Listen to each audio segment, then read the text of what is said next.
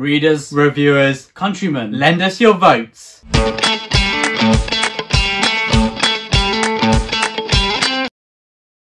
Welcome back to the channel. Today we are going to be pitching 2 books to the other brother that we want them to read, but they don't get to decide. In the comments below and on our community tab, there is going to be a poll, a vote, where you decide what you want the other brother to read, but there can only be one victor. So either I will read a book that won out of Ed's, or Ed will read one that won out of mine. So whichever book gets the most votes will be read by that person, I think. Yeah. It's pretty simple, isn't it? So the Brothers Gwynne needs you. And there can Who be only one. Who are you going to vote dropped for? some great quotes there, Will. There You can went be from only one. World War One posters all the way to Highlander. We Awesome. need you. Very Yeah, nice. nice. But now let's get straight into the verses, yeah? So if you, Yeah. do you want to pick one for me first? So you guys need to think, what would you like to see Will read from my collection? And also, what would you like to see the most on the channel talked about a little bit more? Because obviously if Will reads one of these and loves it, then hopefully we'll do like a review, do a bit more chat. Maybe we'll get some, hopefully some other booktubers will pick it up as well, and that kind of thing. So basically, what gets more screen time? My number 1 pick has to be Manda Scott, Boudica, Dreaming the Eagle. I've chosen a book that I think William would really connect with, would absolutely love, and I think lots of viewers on the channel would love this kind of story, because I always say that Manda Scott is the historical fiction equivalent of Robin Hobb. The way that she writes, the prose, the level of character development and the attachment you have to them, the animal writing as well is amazing, and the set pieces are used, they're just so tense. And I think William's probably top 3 favourite authors, Robin Hobb is in there, isn't she? Oh, that's true. And I really think that he would love this. Not to mention he's a history buff, and he loves the Faith and the Fallen, which means he must love Celtic mythology. And Boudica is all about Celtic mythology. You do know how to pitch something to me, don't you? And also, as fantasy lovers, there is sprinklings of fantasy in here, and it is...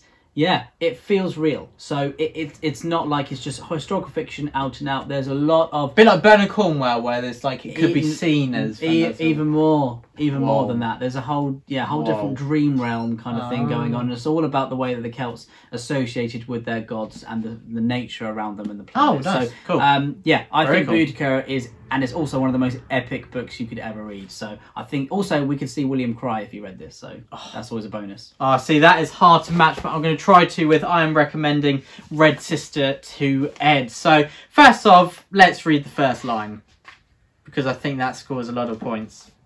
That's the author's note.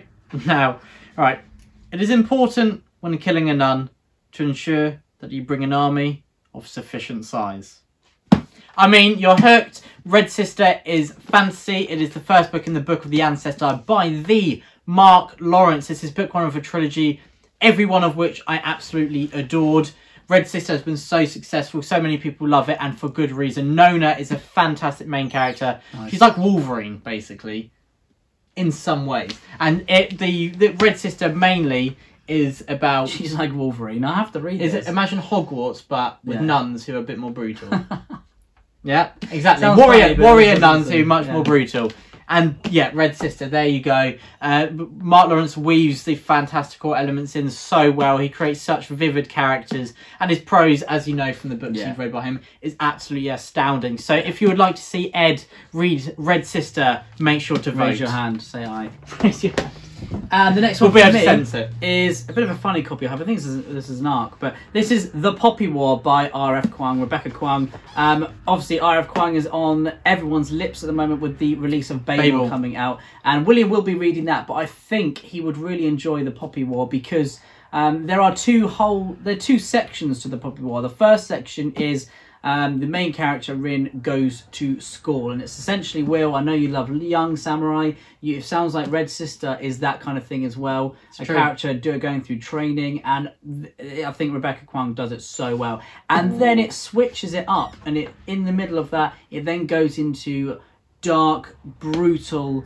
yeah, I've heard horribly dark and grim and nasty and dirty warfare.